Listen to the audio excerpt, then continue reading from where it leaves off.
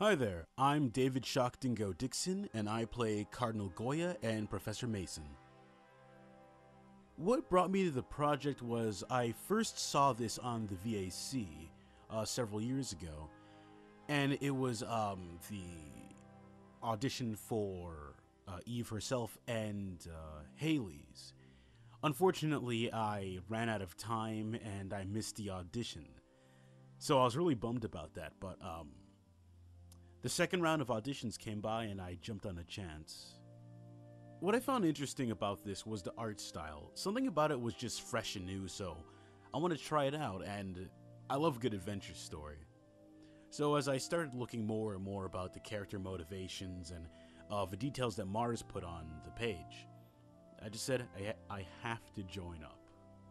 And, I auditioned for Goya, and Mars liked my stuff, and so I've been sticking around ever since. My background? I am African Canadian, and that's pretty much it. Nothing really interesting about my background. I'm pretty boring, actually. What inspires me? Well, a little bit of everything, really.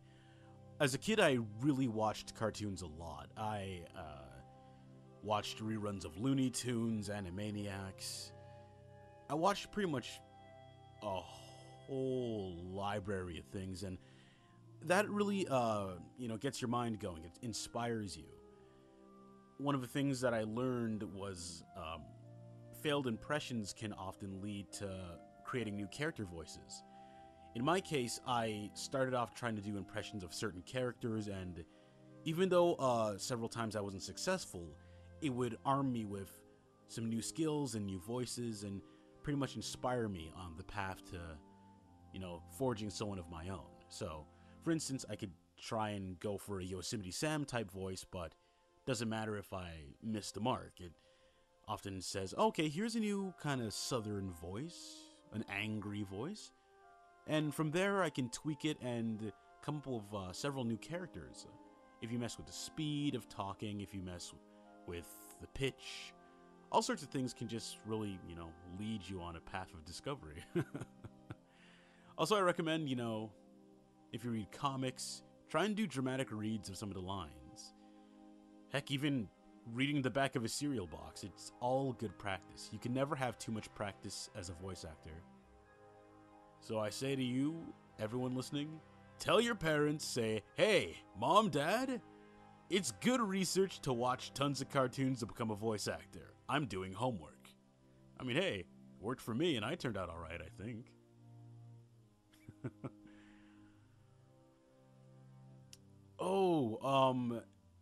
A moment that affected me in Eve. Yeah, the pre-Victorian scene, the scene with Cardinal Goya and Eve, the first time we see her. It was incredibly depressing, seeing just this young woman with her life ahead of her. Just having it cruelly snuffed out like that. And at the hands of a man who's, a cardinal, a man who's supposed to serve the people, bring people peace, justice, and all that. And here he is, just snuffing out a life like that. And also, seeming to be a little too in love with his own power. And one thing Eve said is, she called him the spawn of evil. So that's making me think there's a lot more to him than meets the eye, and we might revisit him in future episodes. But yeah, back to the moment. It's just so harsh, I mean, you just see this young woman executed like that, dragged out into the street, thrown away like trash, left to bleed to death. That's such a strong image to see. It's like, well, here's a start. Enjoy this world and see what we have to offer. Characters I identify with. I think I identify with, I'd have to say Jake and Gunther. I don't know, Jake, first of all, I usually like the kind of everyman character where you see through his eyes the sheer scope of the fantastical through his eyes. Also, he's honest and courageous and wants to do the right thing, even when it could get him killed. It just, do the right thing jump out. He may not have spectacular fighting skills and superpowers compared to some of the main characters, but he still, adds to some. He still adds something to the whole cast. And Gunther, well, again, like Jake, wants to do the right thing, but I like the old kind of cynical sarcasm he has. A lot of the characters in the past that I've enjoyed playing are usually older, like 40s at the youngest. And I always enjoyed cop characters in the world of craziness, the Commissioner Gordons, if you will. So, I don't know, I just really am drawn to Gunther. Who I admire as a talent? I definitely say I admire Laura Post. She just knocked it out of the park with this. I mean, look at this. She voices several characters, but she keeps everyone sounding fresh. So, she's pretty much talking to herself in some scenes. And the thing about that is you never really get, slammed in the head saying like, oh, she sounds like, oh, she sounds just like her. No. She keeps it fresh every single time. And the thing is, I think as a voice actor, you're gonna come across sometimes when you play multiple roles, but you never want the two characters to be immediately identified by the audience as the same character. And to Laura's credit, she completely avoided that, and she did a great job. I've worked with her before in the distant past, but the singer in Eve was just really amazing. She really brings a lot of depth and power to Eve. You see her as a confused young woman, then moving on to this strong warrior who's gonna, have this all on her shoulders and save the world. I love this whole cast. Everyone has something to contribute, and it's been an honor working with them. What do I like most about the character I play? Yes, Cardinal Goya. Well, the way the lines are written, the way he's designed, it really let me play with the speed of talking, and I didn't do it as much here. If he appears again, I'd like to try this, but some of the lines I really stretched out the S's. Made him seem a little bit more sinister. He has a really measured way of talking. He likes to think he's in control, and unfortunately, a lot of times he does actually be in control. I don't know, I just really like the look of the character. It's creepy and unnerving because he has a really long face, and those big old fleshy lips, and those dead eyes. And the voice gives me lots of opportunity to be evil. It's always fun to play an evil character. But, yeah. Mason is fun, too. I love doing a Russian accent. I hope it's, considered accurate Russian. I don't know. Professor Mason's cool, too. He has a brief role, but it's always fun to play with a scientist who's like, wait a minute, guys. Step back. Something's wrong here.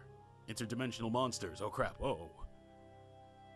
Does my character have a favorite place to visit? Yes. I would say, Goya, he would like to visit two places, the graveyard and the library. For the graveyard, I don't know, I get the vibe that he would, like to lord over all those lives he's extinguished. He just boast and taunt, creepily have a good time. Just kind of sit there and think, oh yes, I ended you, I silenced you, and you are a thorn in my side, but now you're worm food. That type of thing. But I also see him as, having an impeccable, almost supernatural memory. So the entire graveyard would be just one giant, disgusting, morbid scorecard. Pretty much a scorecard for him. Also, I can really see him spending a lot of time in the library because he seems like a guy who just knowledge is his greatest currency to build on his power. So, he's going to be always on top of whatever's going on, whatever happens across the globe.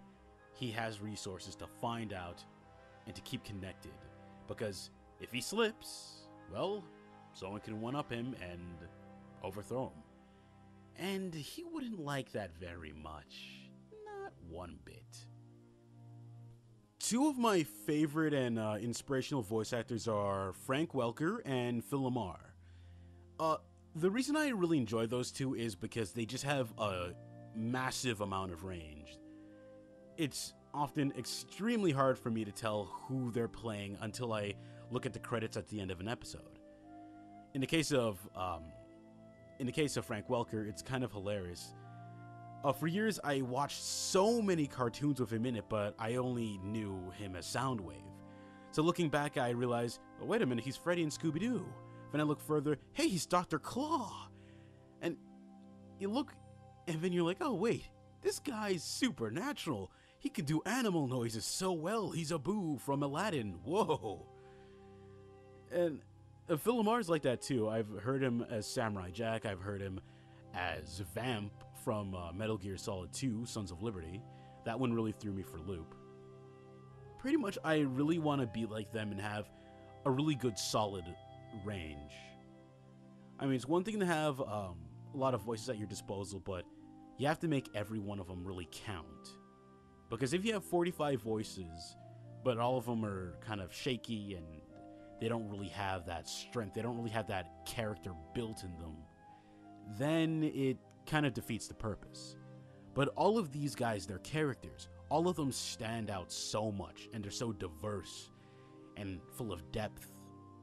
I wanna be half as good as they are, you know? So amazing.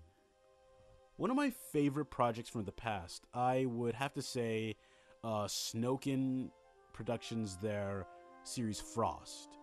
I played Jack in episode 3. I was hilarious, goofy, seemingly nigh invulnerable pothead soldier. The thing is, I loved the project. It was just really funny and beautifully shot, beautifully structured. It's a machinima, but it's one of the better ones I've seen in a while. It's just glorious, beautiful stuff. I've also played a couple of characters on across the web, actually. One project by a Newgrounds author named Zenithy, Superhero Slayers, Reel 4. I was able to play one of my favorite characters, Wolverine. I'm also really into Street Fighter, and Victor Fiore, Hadouken Dude of Newgrounds.com, he had a project called Street Fighter 2, the Satire Edition. And I was able to play several characters. I was Guile, I was Bison, I was Zangief. I was a lot of characters in that, but it was cool. I have this massive love for Capcom, so it was really nice being able to play some of my favorite characters for once. So I would definitely put it as one of my favorite projects I've ever worked on. Oh yeah, on the subject of Street Fighter, Terry Riggs on Newgrounds, he made a series called VG Exiles. And at the very end of episode 2, I joined the cast as Charlie. And episode 3 is coming out. It's really good.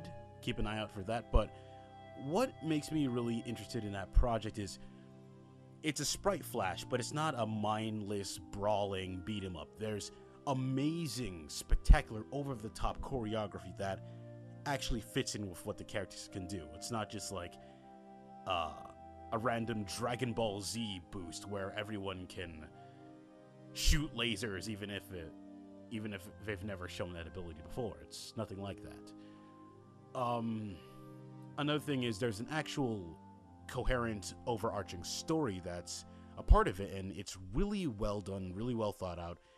Terry Riggs knows what he's doing, and it shows. It's good stuff. I have, the only theater I've ever worked in was, the theater classes I took in, from junior high to, high school. I just love acting in all its forms, so, yeah, I'd actually like to be on theater again. It's been a long, long time, and I greatly miss it.